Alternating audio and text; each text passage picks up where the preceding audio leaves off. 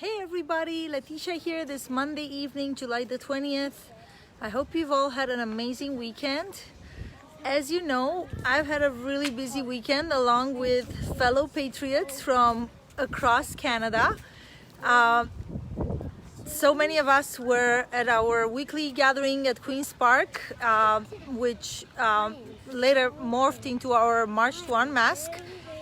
And we had really wonderful numbers, lots of new faces, which is proof that our efforts that have been getting media attention are working, and more people are finding out about our movement.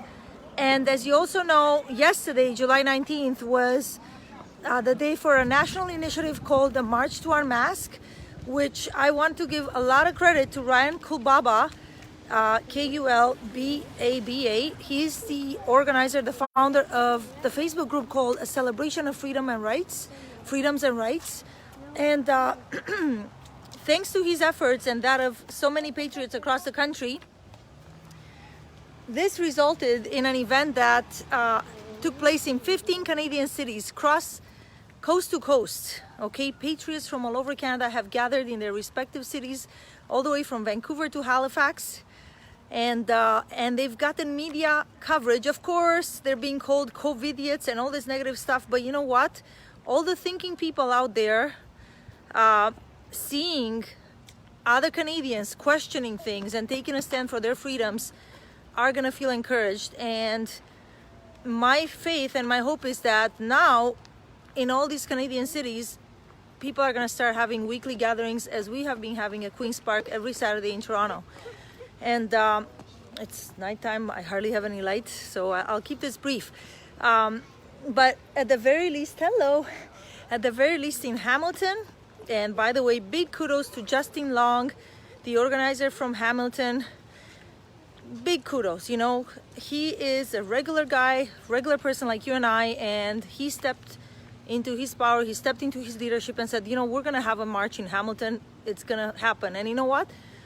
A bunch of us from Toronto came to support the efforts in Hamilton, and we're gonna probably come. I plan on being there next Sunday as well to support these budding efforts in Hamilton. And I trust the Hamilton community will also continue to come together. And it's an amazing feeling to be surrounded by other awake, empowered individuals that are taking a stand for their own freedoms. And so I am so proud of us. I consider yesterday an amazing success. Kudos, patriots across Canada. Bless you all.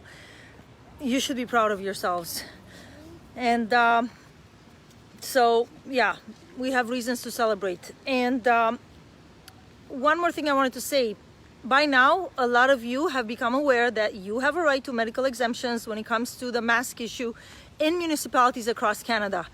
Read the fine print of all your municipal bylaws, municipal mask bylaws. All of them allow for medical exemptions, okay? The government is not stupid. They know very well that masks do pose certain health risks for certain individuals, and whether it's social anxiety, PTSD, asthma, other type of breathing issues. They know very well, which is why they are allowing for medical exemptions, and you have every right to demand a medical exemption. And no business has a right to ask you, my love, I want to stay here because I've got some light here. Over there is dark, my love. Okay, just wait for mommy. So no business has a right to ask you what your medical condition is. That is against your medical privacy, and it's none of their business, okay? The cards that Chris Sky and others have been promoting are an aid. And quite frankly, the government, the municipalities themselves should have been freaking issuing those cards instead of leaving it to us, the citizens, to come up with our own exemption cards. The TTC in Toronto, as you probably know by now, does offer a card and sort of a lanyard for people to say, yes, I have a medical exemption, and that's why I can wear a mask, okay? So municipalities should be offering these exemption cards for people. Instead, the media, which, you know, are a disgrace, the mainstream media have taken it upon themselves to shame those of us who have taken the initiative upon ourselves to provide these cards for people. And you know what? I wasn't the one. You know, Chris Sky was the creator. Thank goodness. Anthony, please stop, okay? I'm doing a live stream right now. So, you know, the cards look extremely professional. Now, some I have heard from many people who have used them successfully, because you know what? You all witnessed the kind of unpleasant interactions, my love. This is the only light we have. Once I go there, it's gonna be dark. People are not gonna be able to see even half of my face, my love. That's why we're gonna stay here for a couple of minutes. Thank you. Okay, so I have heard testimonials from a number of members of our community at Queen's Park on Saturday that they've been able to get into businesses. They have been asked for proof of exemption, which, by the way, businesses are not allowed to ask for. They're not allowed to ask you. They're not allowed to ask you for a doctor's letter. None of their freaking business what your health is. This is an invasion of your privacy. They're not allowed to ask you, okay? But if they do ask, you can just show them the card. Now, unfortunately, the mainstream media have taken it upon themselves to claim that our cards are false, when our cards are literally an extension of the exemption that already exists. The bylaws contain a medical exemption in them, which allows any of us to say, I have a medical condition, and that's it, and walk right in and mind your own business, okay?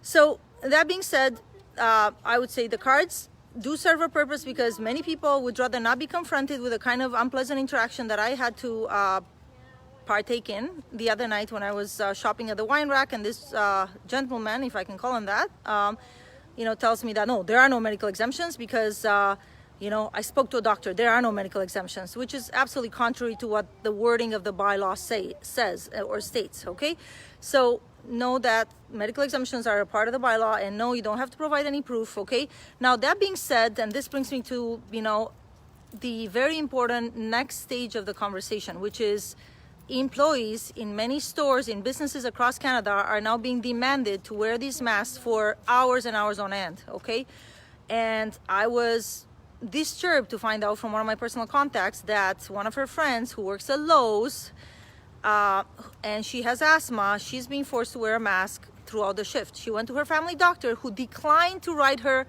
an exemption form, okay? Declined to write her an exemption letter on account of the fact that supposedly, if she catches COVID or somebody else catches COVID as a result of her not wearing a mask, he could be liable. Well, doctor, sir, if her asthma gets worse as a result of her wearing a mask, she has every right to sue you for everything you got, okay? And take you to court for you failing her as a professional, as a medical professional, okay? It's a disgrace. She went, the story gets better, or worse rather. She was coughing. She found that the 2 days when she was at home not wearing a mask, she wasn't experiencing the asthma symptoms. She's back at work wearing a mask full time. Those days, she found herself coughing more than ever. Okay, her employer tells her, maybe you should go get the COVID test because, you're coughing. Maybe you should go get the COVID test.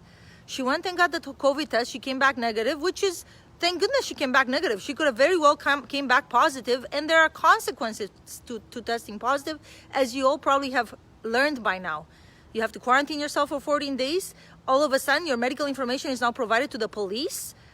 If you have minor children, they can be removed from you. Okay, there are severe consequences for testing positive under this sham test, which is, it's a complete disgrace. This PCR test that's being used supposedly to test for COVID. Okay. Let's not even get into all the scandals that are happening, with the Florida clinics that are returning 99% positive tests. And upon further examination, it turns out that only something like 9.8% of the tests were actually positive. Huge disgrace. Anyway, so this lady even asked the same doctor that, where she went for the COVID test. She explained the situation. Listen, I have asthma. My employer is forcing me to wear a mask. Can you write me a medical exemption letter? She was declined. Okay? This is a lawsuit waiting to happen. And businesses across Canada better freaking pay attention, because you are liable. The government is not going to protect your ass, I'm sorry to tell you, because you're choosing to impose something that can harm your employees' health, okay? This is going to be the next stage of the battle. I haven't yet read the 200-page lawsuit that Rocco Galati is launching against all levels of government in this country for human rights violations that have been taking place in the recent months due to the government's response to the COVID crisis, if we can even call it that, because it's a manufactured crisis that so many of us have come to understand and realize, okay? This is going to be the next stage of our battle. For now, what we're encouraging businesses to do is, not businesses, but rather if you're being declined service as a customer in any business, or you're being treated badly, make sure you flood the Ontario Human Rights Commission's phone lines. I myself, I am for sure going to be filing a complaint both against St. Joseph's Hospital because of the incident that happened 2 Saturdays ago, where I was declined care at a public taxpayer funded hospital, okay, because I refused to subject myself to this questionable policy that has the potential to further compromise my own health. No thank you, okay. And then my very unpleasant interaction that took place the other night at the wine rack, okay. And for sure I will be addressing that with the business as well, okay. All of us, we need to flood their hotlines. We need to flood the Ontario Human Rights Commission. I believe there's a Canadian Human Rights Commission. I didn't have a chance to look into it, but one of the people that became aware of my St. Joseph's incident provided me with all that information. I will be posting that as a comment to this video, okay, a bit later tonight. I'm just for a walk with my handsome right now. You know, I continue to be just so outraged about these injustices that are happening, these violations of basic human rights, Canadians being declined medical care. Watch the live stream that I posted from Hamilton yesterday, where a woman talks about how the son of one of her girlfriends, 27 years old, went to a hospital in Burlington. He was fainting. He was feeling very badly. He was declined service because he wouldn't put on a mask after already he was feeling extremely badly. He ended up passing away as a result of an aneurysm. 27-year-old young man in Canada, in today's Canada. This is, I am beyond outraged as to what is happening in this country, beyond outraged. And all of you should be, because you could be next, okay? If you think you are immune or you're invincible or something, in a country where we're currently being denied healthcare in public taxpayer-funded hospitals, okay, not to mention about all the cancer procedures that are being postponed, or simply, you know, cancer screenings that are being postponed, delayed, canceled, MRI screenings being delayed indefinitely. I have no words. I have no words.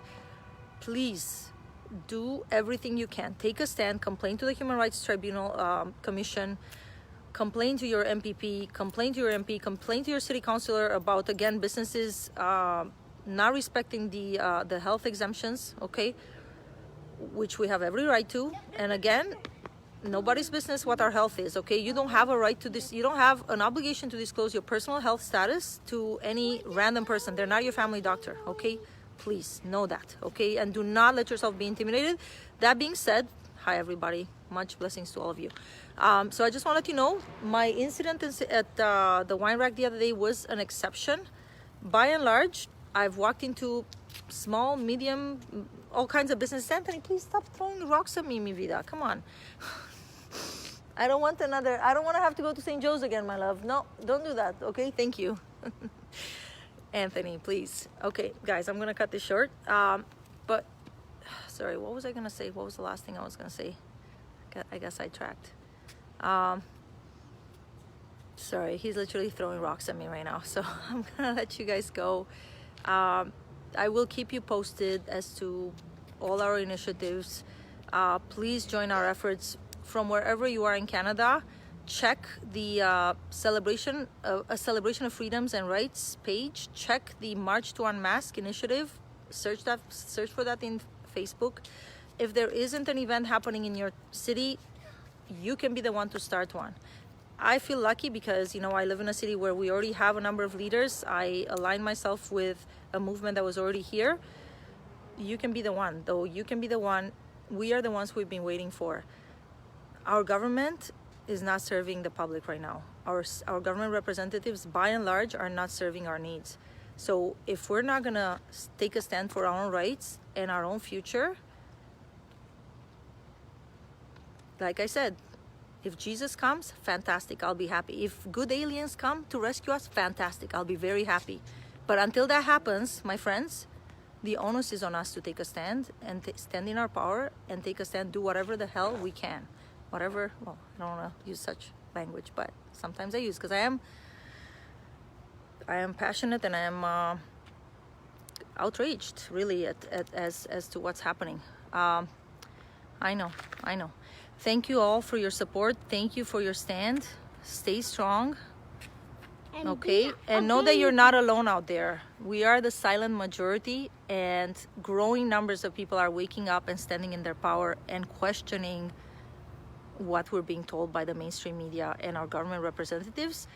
Once again, I grew up in a communist country where up until the age of 9, I had 2 channels on TV where 24/7 we had communist propaganda, okay? What I'm seeing on our news channels in this day and age in Canada, day in and day out, is communist-style propaganda.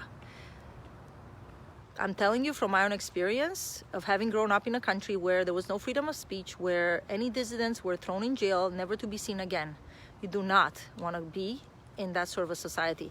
And the kind of backlash those of us who are speaking out are getting, you may disagree with what we have to say, but just know that the moment dissenting opinions are shamed, and people who simply practice their own critical thinking and ask questions are shamed, are ostracized, we are no longer living in a democracy, my friends. We are now living under tyranny, under communism, and we're on a very dangerous slippery slope. You do not want to live in that kind of society. I can assure you of that. Okay, thanks for tuning in. Stay strong. Blessings. Okay, blessings to all of you. Take care. Bye.